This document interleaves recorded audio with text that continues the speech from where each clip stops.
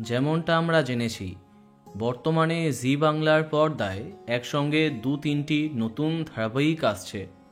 রানী ভবানী, দাদামণি এবং কুসুম। একই সাথে 3টি ধারাবাহিক আসার আনন্দের মাঝে একটি বড় দুঃখের খবর সামনে আসছে।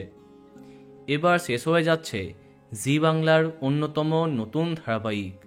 প্রায় একই সাথে আরম্ভ হয়েছিল তুই আমার হিরো, দুর্গামণি এবং চিরদিনই তুমি যে আমার।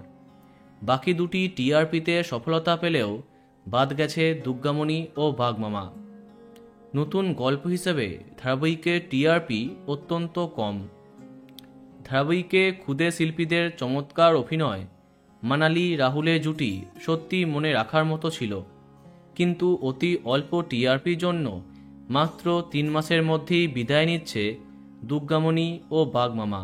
হ্যাঁ, প্রথমে যখন এ খবর সামনে আসে তোমাদের মতো আমিও অবাক হয়েছিলাম।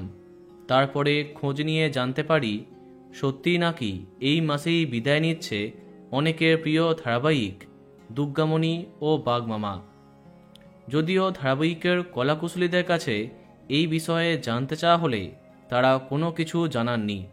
তবে শোনা যাচ্ছে এই মাসের শেষ করে সম্ভবত পরের সপ্তাহেই শেষ দিনের শ্যুট করছে দুর্গামণি ও বাঘমামা।